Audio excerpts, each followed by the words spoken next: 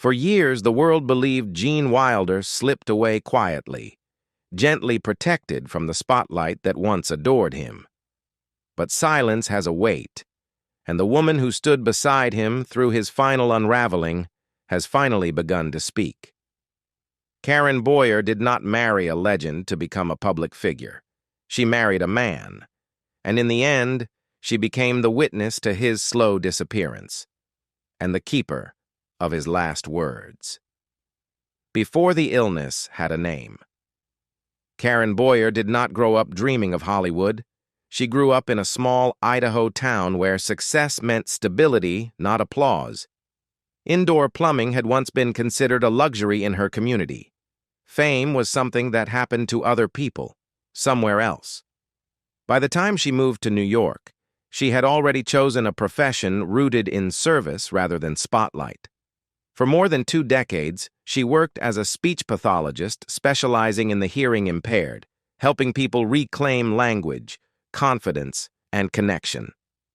Her victories were measured quietly: a clearer consonant, a restored rhythm of speech, a breakthrough after months of repetition. Gene Wilder entered her life not as a legend, but as a man preparing for work. He was researching a role that required him to portray a deaf character, and as was his habit, he wanted to get it right. He did not rely solely on imagination. He sought expertise. He came to Karen's office with questions, not ego. She saw someone serious about authenticity, someone attentive to detail. She did not ask for autographs. She explained mechanics, how speech patterns shift, how body language adapts, how silence can shape personality. He listened carefully, sometimes taking notes, sometimes testing movements. At that time, his personal life was overshadowed by illness. He was married to Gilda Radner, whose health was deteriorating in ways doctors had not yet fully understood. Karen sensed something fragile in him, a politeness edged with fatigue. He carried himself with composure, but there was a heaviness beneath it, like someone bracing for bad news he could already feel approaching. After Gilda's death, the dynamic changed. Gene reached out again. The conversations became personal. They were not dramatic or impulsive. There was no tabloid explosion. Instead, there were long discussions, shared meals, and the gradual recognition that companionship could grow from understanding. They married and settled into a rhythm that surprised even them with its simplicity. Their life together was built on repetition and presence. They played tennis for hours, not because they needed exercise, but because they enjoyed the competition and laughter. When Karen signed up for tap dancing lessons on a whim, Gene joined her without hesitation. They painted watercolors outdoors, easels side by side, comparing brush strokes without judgment. In the evenings, they danced on a floor they constructed themselves, moving through waltzes and tangos beneath open sky. It was not glamorous. It was intentional. They bought a home in Connecticut as a retreat from industry noise. There were no entourages, no red carpet rituals. Friends described them as content and inseparable. For over 20 years, their marriage felt steady, almost protected from the chaos that often shadows celebrity unions. They were not chasing relevance. They were building routine. That routine, the shared meals, the dance steps, the quiet mornings, would later become sacred. Because when the illness finally revealed its name, it was not fame Karen tried to save. It was that ordinary life, the shadow of a first great loss. To understand why Karen Boyer protected Gene Wilder's final years so fiercely, you have to understand the love that nearly broke him long before Alzheimer's ever entered the picture. His marriage to Gilda Radner was not a publicity romance or a convenient Hollywood pairing. It was intense, visible, and, to those who watched it unfold, almost inevitable. They met while filming a comedy directed by Sidney Poitier. From the beginning, something about them seemed aligned.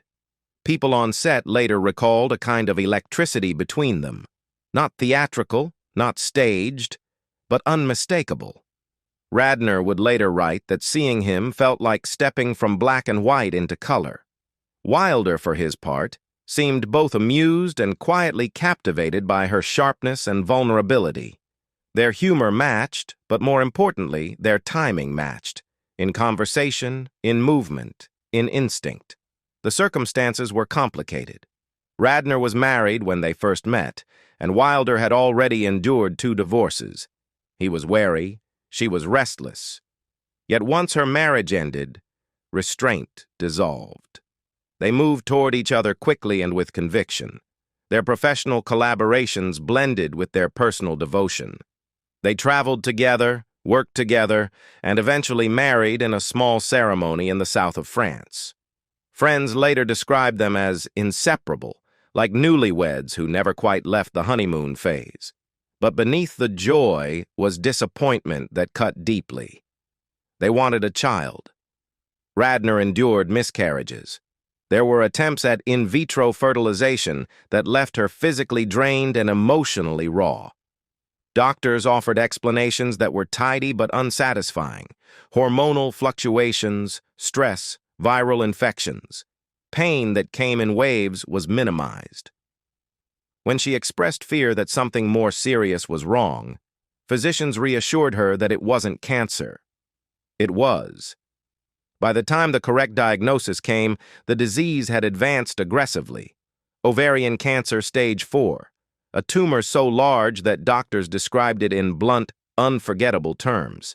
Treatment began immediately. Cycles of chemotherapy, radiation that sapped her strength, hospital stays that required privacy measures to keep reporters at bay.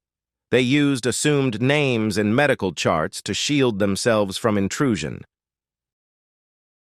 Wilder carried the knowledge that her chances were slim, but he did not burden her with every grim statistic. He clung to optimism where he could manufacture it. Even as her body weakened, they leaned on humor, the language they had always spoken best. When the end came, it came quickly.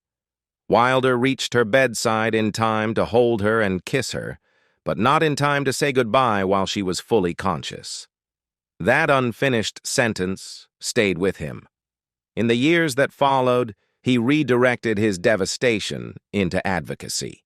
He testified before lawmakers, raised millions for research, and helped build support networks so other women would not be dismissed the way she had been.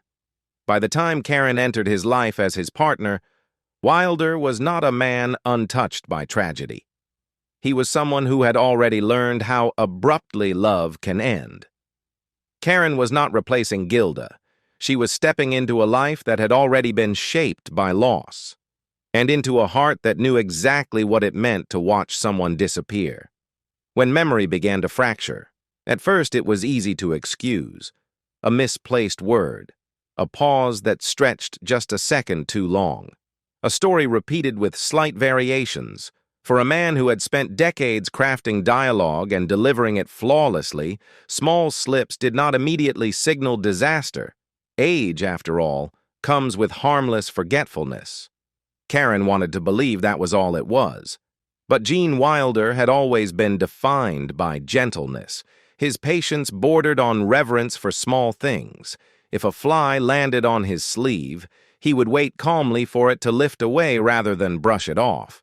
So when he snapped sharply at their grandson one afternoon, not in cruelty, but in confusion, the shift felt seismic. It was not what he said. It was the tone. Something in him had shortened. Soon after, came moments that could not be explained away. On a bike ride together, he became visibly alarmed by trees that were still several yards from the path. He braced himself, convinced they were about to crash. Karen tried to reassure him, but his fear was real to him. His perception of distance and space had begun to warp. Then came the evening that would stay with her. At a gathering with friends, someone mentioned Young Frankenstein, a film he had adored, a project that blended his precision and absurdity perfectly. He smiled, but when he tried to say the title, nothing came. He hesitated. He circled around it. Finally, he stood and physically mimed scenes, hoping someone else would fill in the missing words. The room responded with affectionate laughter. They thought he was being theatrical. Karen understood it was not a performance. The medical evaluation confirmed what she had begun to fear: Alzheimer's disease. There was no surgical plan to schedule, no chemotherapy calendar to map out, no statistic offering survival odds to calculate. It was a diagnosis built on progression, steady, irreversible decline. When the doctors explained it, Gene listened quietly. He did not slam a fist on a desk or demand alternative opinions. He absorbed it with a sadness that was deep but controlled. In time, Karen wondered if he ever truly processed it. By the point of diagnosis, the area of his brain responsible for forming new memory was already compromised. She would later question whether the full weight of the word Alzheimer's ever fully reached him. The erosion was slow but relentless. Tasks that had once been automatic required concentration. He struggled to tie the strings on his pajama pants. One night, after watching him fumble in frustration, Karen removed the drawstrings entirely. A watch that had rested on his wrist for years began leaving thin scratches where he could not manage the clasp. She put it away without ceremony. There were falls. One afternoon near their pool, he lost balance and could not lift himself up. Karen maneuvered him carefully into the water, guiding him to the steps where he could stand with support. It was not dramatic. It was practical. Another time, after struggling for nearly 20 minutes to rise from a seated position, he looked outward with that familiar stage presence and said in his unmistakable cadence that he would be right back. Humor surfaced reflexively, even when memory did not. That instinct, to reassure, to soften discomfort with wit, remained long after other abilities faded. Karen made a decision early. He would stay home, first in California, later in Connecticut. Care facilities felt like surrender to her. She wanted him surrounded by the walls that held their shared history, the garden where they painted, the floor where they danced, the kitchen where they lingered over coffee. She understood she could not halt the disease, but she could control the setting in which it advanced. Memory was fracturing, identity was thinning, but love, routine, and dignity were still within reach, and she intended to guard them as long as she could. The cost of caregiving. Alzheimer's is often described as a disease that steals memory, but Karen learned that it steals more than that. It dismantles identity, and it consumes the person who stands beside it. She reached out to national support organizations and learned statistics that chilled her. A significant portion of caregivers do not outlive the patients they tend, not because of the same illness, but because of exhaustion and stress. She understood quickly how that could happen. Nights were fractured by vigilance. Days revolved around medication schedules, gentle reassurances, repeated explanations. She became nurse, advocate, shield. There was another cruelty embedded in the disease. Wilder might not have fully understood his diagnosis. By the time doctors named it, the part of his brain responsible for forming new memories was already compromised. Karen sometimes wondered if he ever truly grasped what was happening to him. When she saw him slipping further from her, nausea would rise in her throat, but she kept her voice steady. She told him everything was fine. Financially, the burden of Alzheimer's in the United States runs into hundreds of billions each year. But the emotional toll cannot be tabulated. Caregivers become invisible infrastructure, holding together what remains of a person's life. Karen realized that when the public mourned Gene Wilder, they would not see the 6 years of incremental loss that preceded that moment. She was determined that his story would not end as a headline about an aging star. It would become an argument for research funding, early diagnosis, and dignity in decline. The last swim. In the final days, something unexpected happened. Wilder had not walked independently for a long time. Then, only days before he died, Karen looked up and saw him crossing the kitchen on his own. He announced that he wanted to swim. He moved toward the pool with a decisiveness she had not seen in months. He entered the water in a way that felt almost familiar, like a brief return of the man who once played tennis for hours. He managed a couple of strokes, then stood upright, shook his head, and declared it enough. He returned to bed. Karen would later say she believed he wanted to feel that sensation one more time. Buoyancy, independence, cool water against his skin. It was not dramatic. It was deliberate. Music filled the house that night. Ella Fitzgerald's rendition of Somewhere Over the Rainbow played softly. Karen lay beside him. After days of silence, he sat up slightly and looked at her directly. He said, "I trust you." Then he said, "I love you." He died with her beside him. Years earlier, he had not been able to say goodbye to Gilda while she was conscious. This time, he did not leave words unsaid. Why she speaks now. 8 years after his death, Karen's voice carries not anger, but responsibility. She understands that the public remembers Gene Wilder as the whimsical chocolatier, the frantic scientist, the quick-witted performer who defined an era of comedy. But she remembers the man who struggled with shoelaces and forgot movie titles, who still managed to reassure an imaginary audience when he could not stand. She has supported initiatives aimed at accelerating research, including major philanthropic commitments that seek to end Alzheimer's within a generation.